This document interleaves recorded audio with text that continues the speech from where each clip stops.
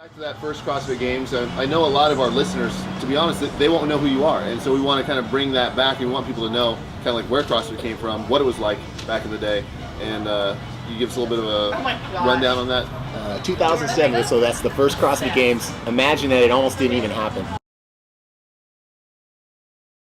Because I think like about a month out, I remember Castro going, hey, I don't know if this is going to happen because we don't have enough people signed up. I mean, you think about it, only 12 girls were in the first CrossFit Games.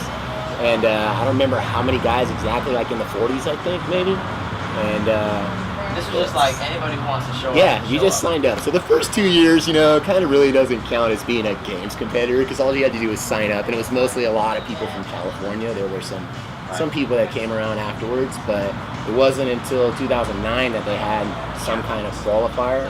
But yeah, those first 2 years, anybody signed up. So that first year was like, nobody was there.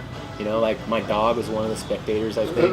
Had a front row ticket. And I think on Sunday we did the total, and those that didn't make it inside of the barn, they were the top. The rest of us were outside, and I bring like an ice chest full of beer, and we were like doing the totals, the final workout, and drinking beer, and just, man, it was fun. Some things never change, man. Every time I see you at a comp, you have a beer. So it seems like the community aspect was a little bit different then in 2007 versus now. Well, the community, I think that CrossFit Games is huge in making CrossFit what it is now, personally, you know what I mean? So, like, how many affiliates were there back in 2007? Probably less than 1,000. Right. And now there's 13, 14,000. I mean, that's, even thinking about that is crazy, you know? So the community is just smaller.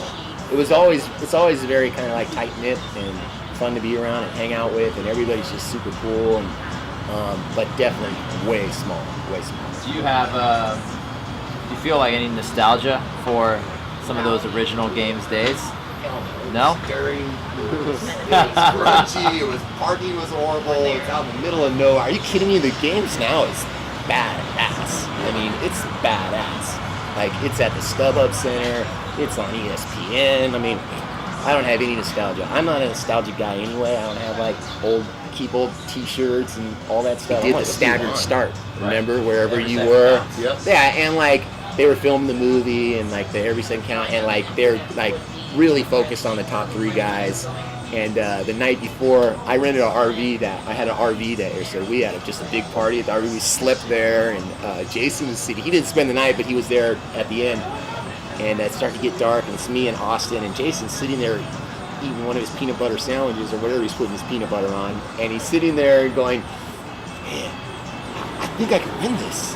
And Austin and I are like, dude, no way.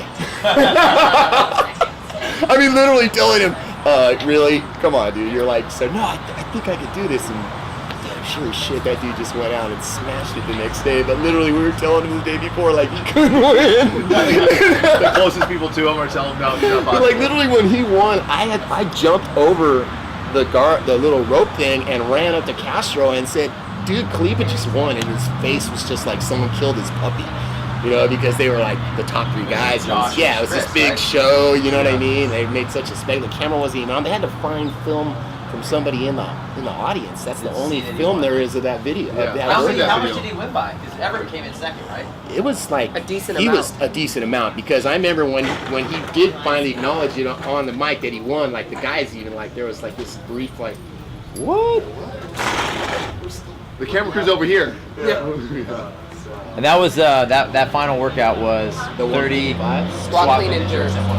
I remember the night before when we're doing the brief and Dave Castro was explaining it, you know, the way Dave thinks and makes it all dramatic and stuff. And then somebody, it was Jacob Tipsky, and he raises his hand and goes, so can you do a full thruster from the bottom? And Dave's all looks at him with, you know, Dave Castro is just all like, yeah, dude, try that. Go for it. Do 30 squat clean thrusters at 155. You know, good luck with that, you know.